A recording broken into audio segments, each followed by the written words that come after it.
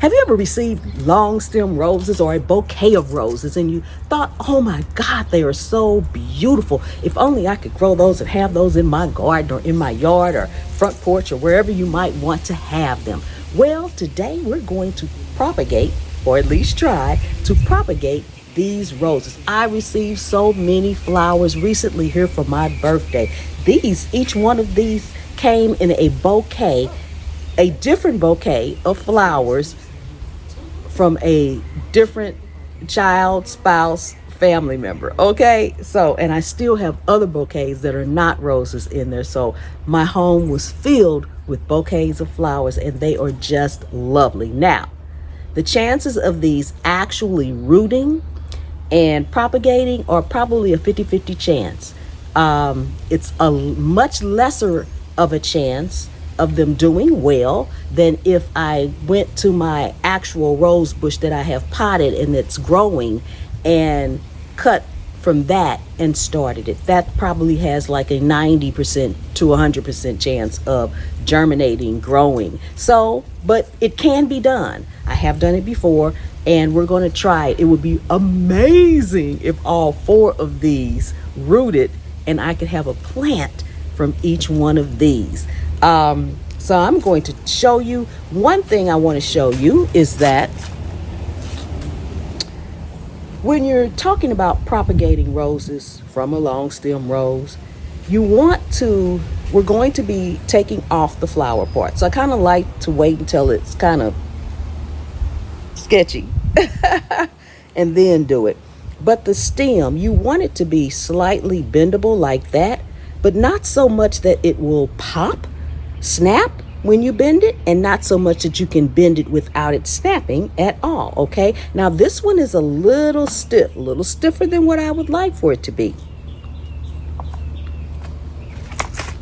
This one right here is just about perfect. See how it's bending? But it's not enough. If I pulled it, it's not enough just to snap it when I'm doing this, but it is bendable. So that's a really good one. Again, we have a good bend in this one.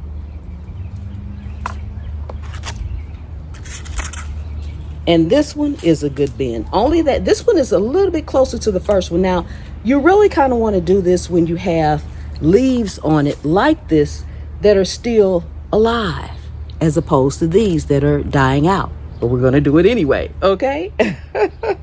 So, the first thing that you want to do is make sure it is one that has nodes on it. So here's a node right here. Here's another node right there. And of course, where you see the leaves coming out, there are nodes. Oh, you're going to cut the bottom off. I'm going to cut the bottom off right below this first node right here. So right below this node right here, I'm going to cut it at an angle. Okay. And then, yes, we're going to cut off the flower part. We're going to discard that. Just cutting off that flower part. You want to have a couple of sets of leaves. So these leaves we're going to cut off as well. Cut all those leaves, extra leaves off of there, leaving the top leaves at the top.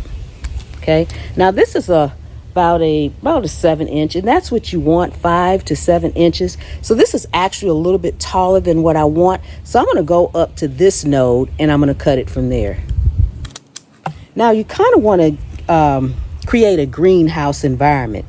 One of the reasons why these are harder to propagate than a rose bush that you're growing in your yard already and get some cuttings from that and propagate it is because these have probably come from overseas.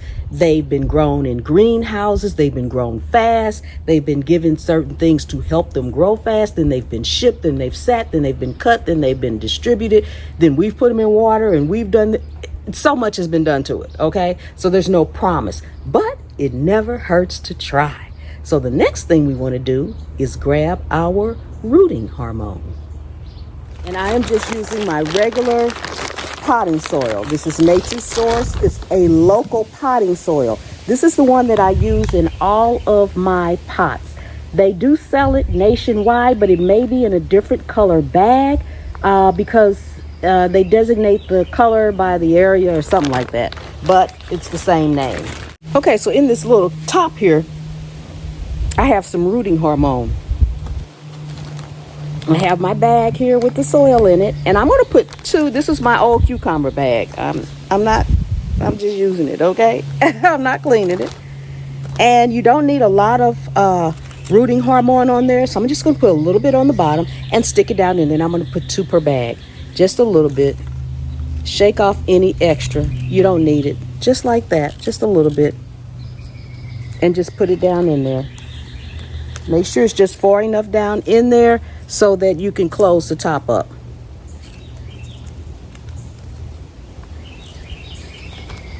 It's a little bit tall, so I'm going to trim it down just a little bit more.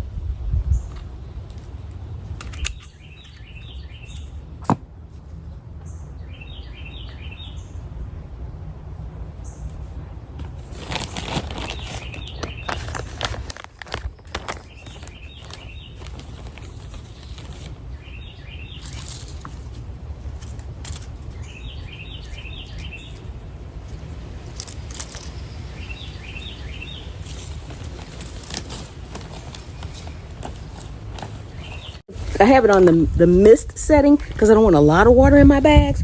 And I'm just going to take it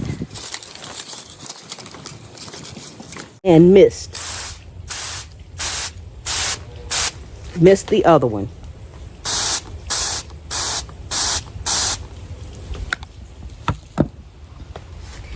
This one still has the clothespin in it, so I'm going to zip it up, push those leaves down some, and it's going on my table. And we shall wait from here.